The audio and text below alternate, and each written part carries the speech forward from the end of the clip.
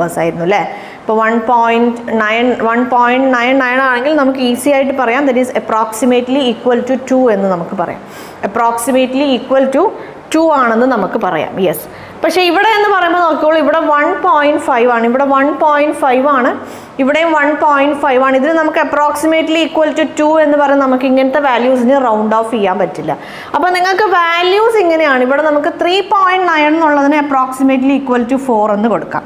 3.9 എന്നുള്ളതിന് നമുക്ക് approximately equal to 4 എന്ന് കൊടുക്കാം. പക്ഷേ ഈ 1.5 അങ്ങനെയൊക്കെ നമുക്ക് വാല്യൂസ് കിട്ടുമ്പോൾ നമുക്ക് എന്ത് ചെയ്യാൻ പറ്റില്ല, അതിന് നമുക്ക് റൗണ്ട് ഓഫ് ചെയ്ത്, അതായത് 2 എന്നുള്ള ഒരു വാല്യൂയിലേക്ക് റൗണ്ട് ഓഫ് ചെയ്യാൻ പറ്റില്ല. സോ അങ്ങനെ നമുക്ക് ഡെസിമൽ വാല്യൂസ് ആണ് കിട്ടണതെങ്കിൽ നമ്മൾ എന്താ ചെയ്യാന്ന് വെച്ചാൽ ഇതിനെ നമ്മൾ ഹോൾ നമ്പർ ആക്കി മാറ്റും. അപ്പോൾ ഇവിടെ നമ്മൾ ശ്രദ്ധിക്കേണ്ട കാര്യം, ഏതെങ്കിലും ഒരു വാല്യൂവിനെ അല്ലെങ്കിൽ ഒന്നിലധികം ഏത് വാല്യൂസ് ആയാലും കുഴപ്പമില്ല, അതിന് നമ്മൾ ഹോൾ നമ്പർ ആക്കി നമ്മൾ മാറ്റുവാണെങ്കിൽ എല്ലാ വാല്യൂസിനെയും നമ്മൾ ആ ഒരു പെർട്ടിക്കുലർ നമ്പർ കൊണ്ട് മൾട്ടിപ്ലൈ ചെയ്യണം.